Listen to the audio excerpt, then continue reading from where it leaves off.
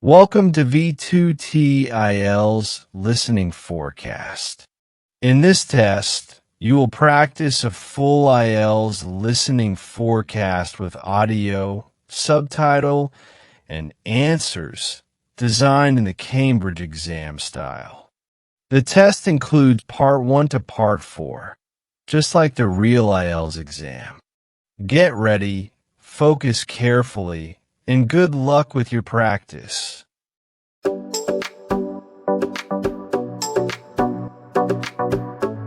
Section 1. You will hear a conversation between a customer service representative and a customer who demands a full refund. First, you have some time to look at questions 1 to 4.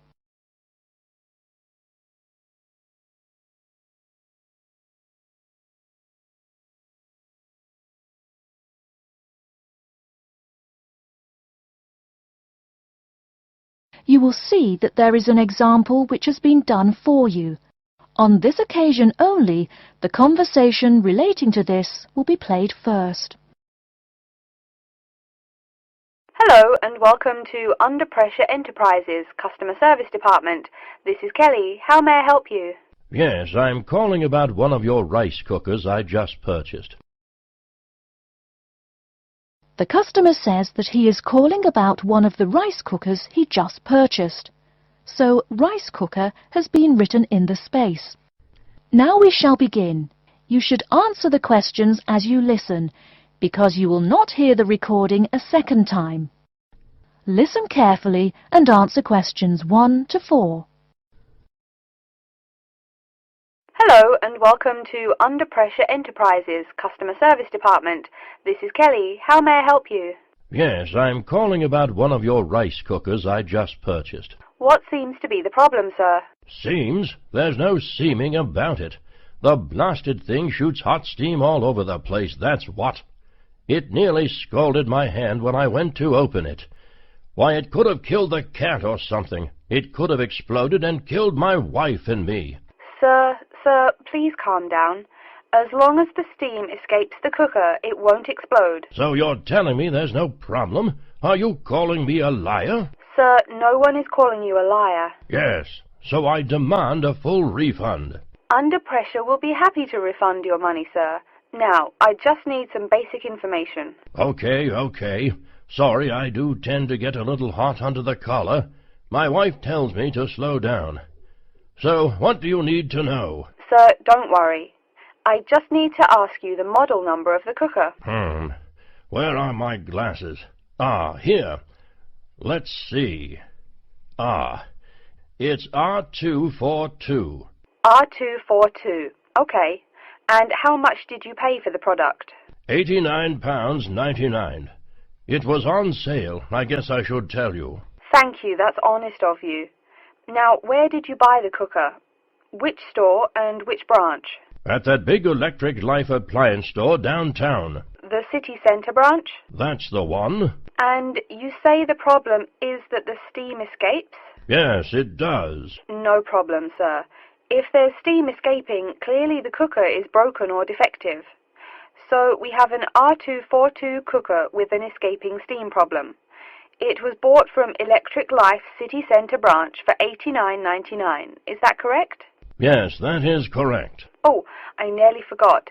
When did you buy the cooker?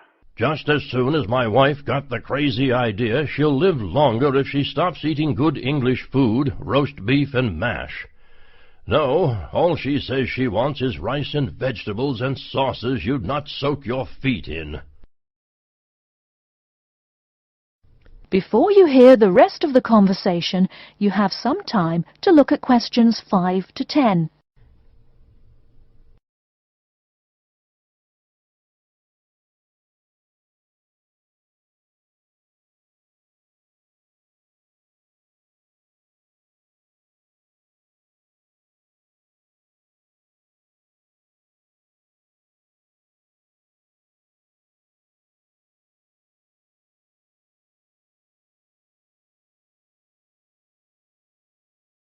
Now listen and answer questions 5 to 10.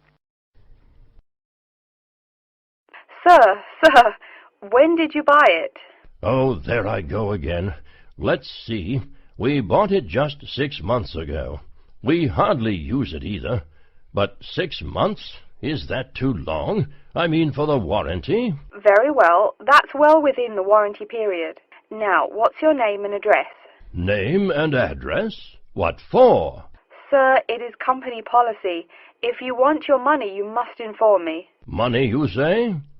Oh, my name is Herbert Hewitt, and my address is 84 Park Road. Is that here in Coventry? Yes, the postal code is B0241DJ.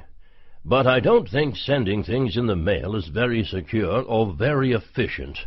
I mean... Don't worry, Mr. Hewitt, don't worry. We can credit the money to your credit card. You do have one, don't you? Yes, that's how we paid for the cooker. Oh, yes. We still have the number on the computer. I only need to ask your card's expiry date. I'm afraid I never give that sort of information out. I mean, once you have that, anyone could go charging things and... Sir, I said your expiry date, not your card's password. Oh, yes. Foolish me. Of course, you didn't say password. Let's see. That will be April 2008. April 2008. Very well. Your card still has nearly 2 months left to go. We'll get that refund right to you, probably by 5 o'clock this evening. You had better. If I don't get my money... Wait. Yes, I know I'm losing my temper again. I really am sorry. I haven't had my medicine today. And, sir, just one more question for our records. How often do you go shopping at the city centre branch? Oh, well, it's hard to say. I suppose maybe once a month. But I can tell you this.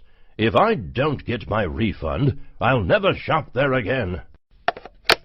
Oh, I think it's time to start looking for another job. That is the end of Section 1. You now have half a minute to check your answers.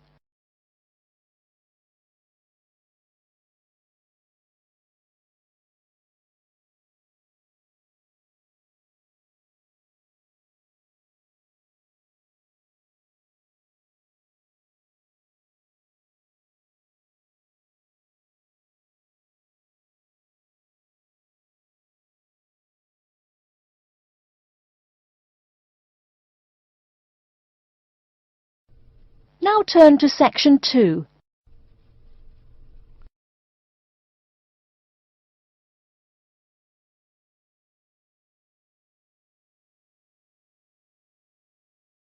Section 2.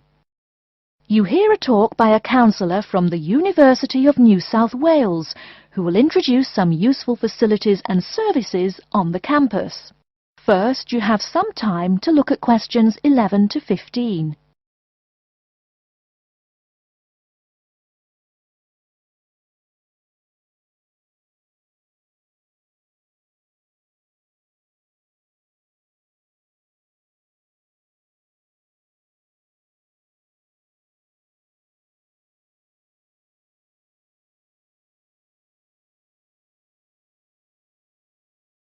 Now, listen carefully and answer questions 11 to 15. Hello everyone, and welcome to the University of New South Wales. The first thing I'd like to do at today's orientation session is get you all oriented. That means tell you the location of some useful facilities and services. So, first of all, take out the maps we gave you all as you came in the door. The map is the big yellow sheet of paper. As you can see on the map, north is at the top, south at the bottom, etc. Which way is north? Well, look through that window on my left, your right. See the rising sun? That would have to be east. So north must be directly behind me.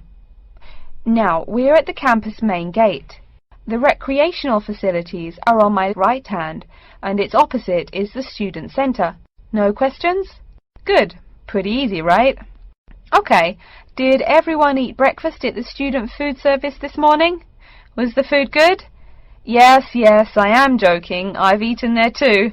So, after a meal like that, you must be eager to go to a doctor, right? Well, I have good news for you. The Student Health Centre is located about half a kilometre straight north of here. Look on your maps. You see the street on the east side of this building, Ned Kelly Avenue? Just follow that about 500 metres and the health centre will be on your left at the third cross street. Now, I know you all just got here, so you must be wondering how to tell your folks you've arrived safely, how much you miss the dog, and how you already need more money. If you don't have an iPhone, you probably are wondering where to find a computer. Well, I have good news. If you go straight out of its door and walk down the garden street, you'll see the internet unit on your left side, just next to the gym. The hours are posted on the door and the computers are free, but you must bring your student ID card with you. Like I tell everyone, if you need help with anything, you can probably find right here in the Student Centre. Do you see the 4 buildings there between the Student Centre and the library? Those are the dormitories. The men's dorms are the 2 on the south, the women's the 2 on the north.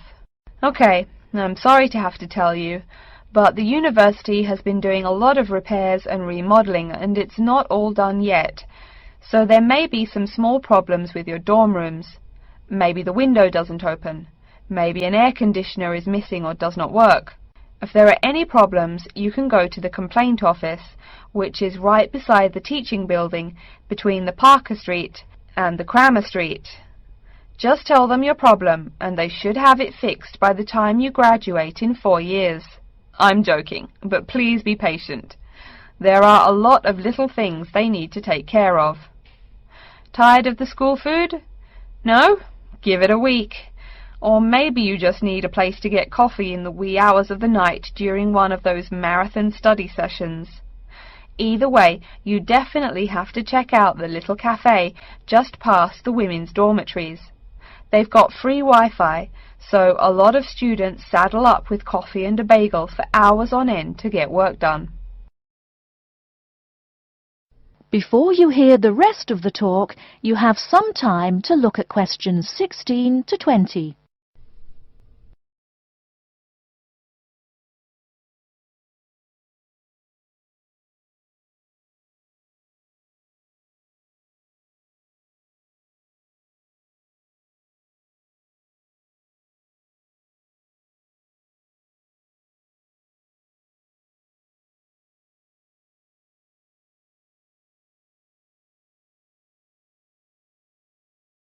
Now listen and answer questions 16 to 20.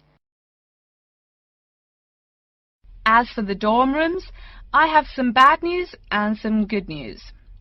The bad news is the rooms are small and you'll probably be sharing space with at least 3 other students. The good news is that each room has its own bathroom. What's good about sharing a bathroom with 3 strangers? Good question. Okay, call it bad news and worse news. Hey, maybe try this for good news. Each dorm has a kitchen. If you want to make snacks or meals, you can do it there. You can buy food containers at any campus convenience store, so you can store your food in the kitchen. But a word of warning, you should definitely write your name on your food containers. Sad to say, there are food thieves among your fellow students. Speaking of thieves, a word about security.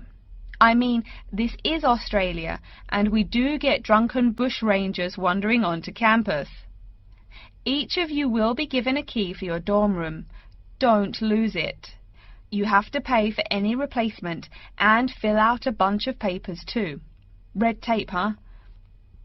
Your key does not work for the front door of your dorm, however. To the right of each door, there's a keypad with numbers. When you move in, they will tell you the code you use to enter the door. Please do not tell the code to people who do not live in the dorm. Let's see. Have I forgotten anything? Oh yes, most of you are not rich, correct? So when your clothes get dirty, you can't just throw them away and buy new ones. That means you have to learn to do laundry. Or, men, that means you have to hurry up and get married. If you decide to wash those clothes and not get married, There are laundries in each dorm. Where? Oh, I almost forgot to tell you. The laundry for each dorm is in the basement. Some real good news this time if you're a student. It is free. You do have to buy your own soap, however. The laundry closes, by the by, at 11:30. And now that I've mentioned 11:30, please remember, the dorm doors are locked at 11:30 p.m. Your code will not work. If you want to get in, you'll have to call the night watchman. Don't worry, you can get that number at the dorm office. Yes, the dorm office and the complaint office are the same office.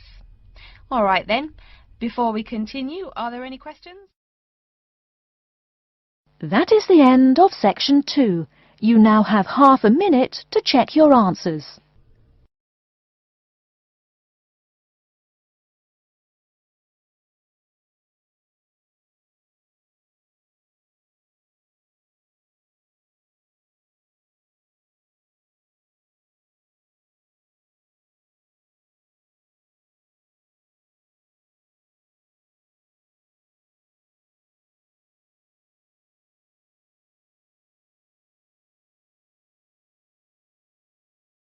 Now turn to section 3.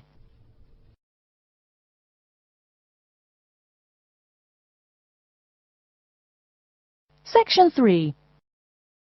You will hear two students called Betty and Bruce talking to Professor Dundee about their own presentation. First, you have some time to look at questions 21 to 24.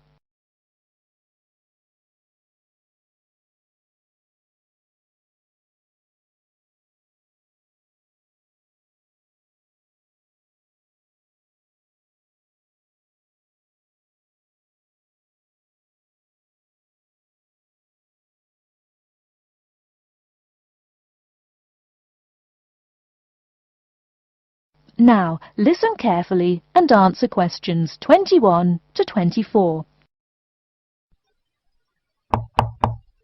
Come in. Professor Dundee, we're ready to make our presentation. Oh, yes. I did say 1 o'clock, didn't I? Please, sit down. So, who goes first? Bruce? Or you, Betty? I guess I could. Bruce is always a little shy. Not after he's had a lager for lunch, eh, Bruce? Ha ha!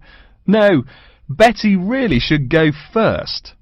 Okay, well, I'm reporting on the effects of different marketing strategies on the cheese and oil markets. Different strategies obviously affect the sales volume differently. I looked at the sales in 2 countries, New Zealand and Colombia. And what did you find? Pray tell. Well, in New Zealand, the sales of both oil and cheese have declined pretty steadily, and in fact the sales have decreased more quickly than the population. On the other hand, in Colombia, the volume of sales for both products has remained the same. Wait, so you said sales in New Zealand have been going down? Correct. Suppliers have introduced 2 new upscale brands of each product, which are a bit expensive but very tasty. The big ad agencies are trying out a new series of ads that shift the focus from health to great taste. They think that will get sales moving up in New Zealand, where the population is less affluent and generally less health conscious. Brilliant. Thank you. And Bruce? Yeah. My report is about chocolate sales in Italy and Germany. The 2 countries' marketers have found out that you have to market chocolate differently in each country. For example, in Italy, Costig, the most expensive brand, pays shop owners to put the candy just about knee-high for an adult. I don't see. For little kids, that's about eye level. That bright red candy is the first one they see, so they buy it. Even better, they start telling their moms to buy it too. So, you mean... Well, I mean, in Italy, if you locate your product at the right location of shelves, sales do great. They say it doesn't matter much what brand of chocolate you're selling. As for Germany, das Land der Schokolade. Huh? That's German. It means the land of chocolate. Germans love the stuff. so people make a joke and call Germany that. Oh, right. So, you were saying? Well, like you pointed out, Germans love chocolate, but they're thrifty. For a long time, the biggest selling brand was Schmutzig, mostly because it was the second cheapest, but didn't taste too bad. Before you hear the rest of the talk, you have some time to look at questions 25 to 30.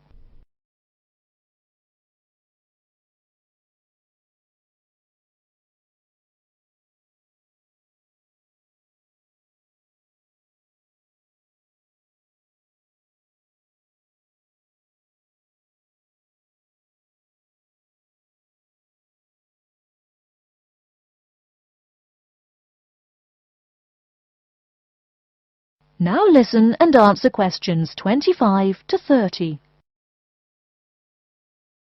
Again, brilliant. A pretty good job, both of you. Tell me, what do you plan to investigate next week? I'm especially interested in the effects of colour on sales of products, so I'll be looking at ads for cosmetics and cleaning products in the local market. You know, like the distinct orange colour of Mr. Muscle, lavatory cleaning products. And you, Bruce? I'm focusing on the effects of different containers on sales of cookies, so I'm going to look into packaging for cookies and how the materials they use will affect the image, and in turn, sales.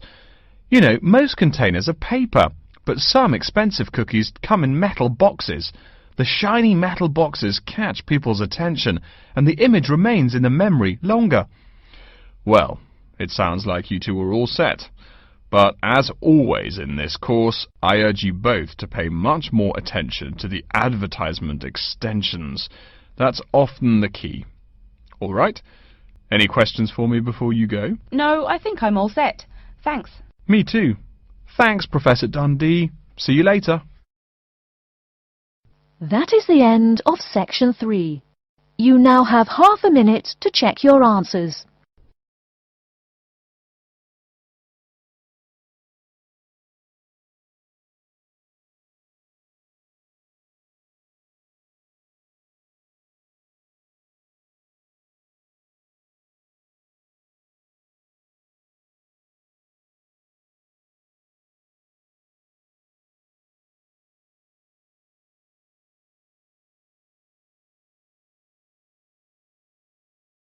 Now turn to section 4.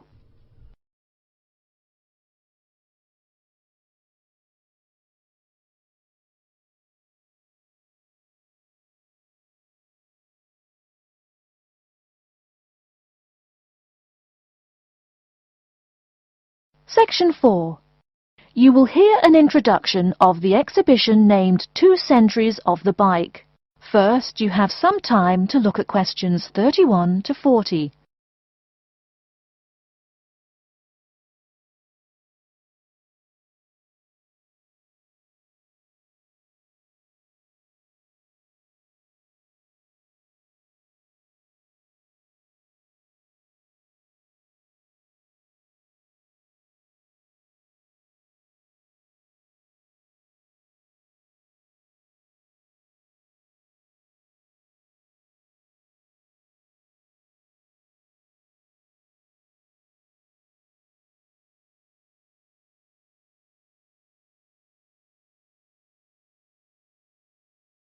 Now listen carefully and answer questions 31 to 40. Good afternoon, ladies and gentlemen. I'd like to take this opportunity to welcome you to our exhibition, 2 Centuries of the Bike. Let's stroll around the exhibition, shall we? Although there were a few early efforts back in the 1700s, you didn't really see many bikes till, say, the 1830s in England. Bikes were a response to the rapid growth of cities early in the 19th century. Cities like London were getting too big to walk across. The early bike let people travel with less effort than walking. Plus, a bike was a lot cheaper than a horse. Think of it. No one invented a bike for, 5,000 years of human history. Why did people do it then? Probably because this was the start of the machine age. People wanted machines to do all the work. There were some drawbacks, however. For one thing, there were no pedals. You simply pushed yourself along using your feet, kind of like today's skateboard. That meant you went fairly slow, and uphill you actually worked harder, pushing that two-wheeler. Plus, the wheels were made of wood covered with metal, as you can see from this model. So the downside was that the ride was quite uncomfortable on most roads. Only a few gadget lovers had or used them. By the 1860s, though, improvements were being made. As you can see from this specimen, metal frames had become the rule. They are more durable than wood, and they don't warp in the rain. The biggest improvement, however, was the development of the chain and sprocket system. They are connected. This meant you did not push the bike. You used pedals, just like today. You had to try harder to balance, so it took some practice to figure out how to use the pedals. But it made the ride so much easier. As a result, the good thing was that you could ride a lot more smoothly and with very little effort. By the 1880s, another big change was the use of rubber wheels. These became pretty common at that time. Though the first ones were solid rubber, the ride was a good deal more comfortable than the old iron and wood system. This is a big consideration, because the faster you go, the more you feel every bump. Air-filled tyres, pneumatic tyres, didn't really come into use till around the year 1900, as you can see from this exhibition over here. That made the ride even more comfortable. So by 1890 or so, people were going a lot faster and a lot more smoothly. There was one problem when you were going quickly and comfortably. Oh no, how do I stop? Yes, we all laugh now, but for a long time the only way to stop was to drag your feet. That didn't work very well, and it would be dangerous if you were going fast. In the crowded cities of those years, New York, Chicago, and so on, you would get killed if you couldn't stop for, say, a streetcar. Plus, look at this bike. The front wheel is nearly 1 meter and 2/3 tall. They made them that way so you could see over people and wagons, but you couldn't drag your feet. This model is called a velocipede, a speed pedal. Another characteristic of the bike in this period is that it has 2 equal-sized wheels, which signalled a big change in bikes. For with the velocipede, brakes appeared. If you wanted to stop, you just pushed the pedal backwards. Doing that stopped the back wheel of the bike. This technique worked a lot better than dragging your feet or jumping off the high seat there. This meant that bikes became a great deal safer. It would have been safer if people wore helmets, but the first bicycle helmet wasn't invented until years later, and even then it was little more than a leather ball cap. It really wasn't until the 1970s that the bike helmet was modified to provide some real protection. Before continuing on to look at developments since the 1890s, let's say a word more about safety. Everyone knows if you're going downhill, you can get going dangerously fast. To go more than 100 kilometers an hour isn't all that difficult. But even on level ground, it's easy to go too quickly. On a city street, today's bicycles can be ridden at a speed of over 40 miles an hour over a short distance. That's about 64 kilometers an hour. Remember, you're on a bike, not in a car. There's nothing to protect you. People are killed in single bicycle accidents every day, just from hitting the road. A good rule to remember is, if you're going faster than the cars, slow down. And please wear a helmet. Nearly 1/4 of the epilepsy cases come from head injuries in accidents on bikes and motorcycles. I don't mean to scare you, but safety is everyone's business. What? Now that's a good question. Why are today's bikes so much faster? Well, it's not just that today's athletes are faster. The answer is partly mechanical. If you look closely here at the back wheel, you'll see a number of gears. Changing gears is what makes those fast speeds possible. You can shift gears depending on the terrain and how hard you wish to pedal. So you can put it on a higher gear for downhill and a lower gear for uphill travel to make it easier to climb that slope. You'll notice this gear shifting mechanism is attached to the back wheel, and when the rider shifts on the handlebar gear shifter, the chain moves to the appropriate sprocket. And, speaking of changing gears, let's look over here at our Tour de France exhibit. That is the end of section 4. You now have half a minute to check your answers.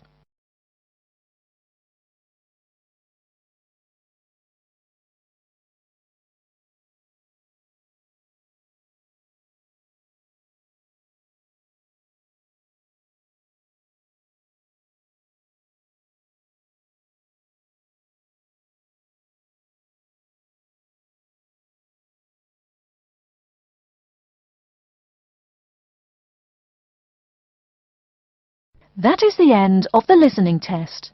In the IELTS test, you will now have 10 minutes to transfer your answers to an answer sheet.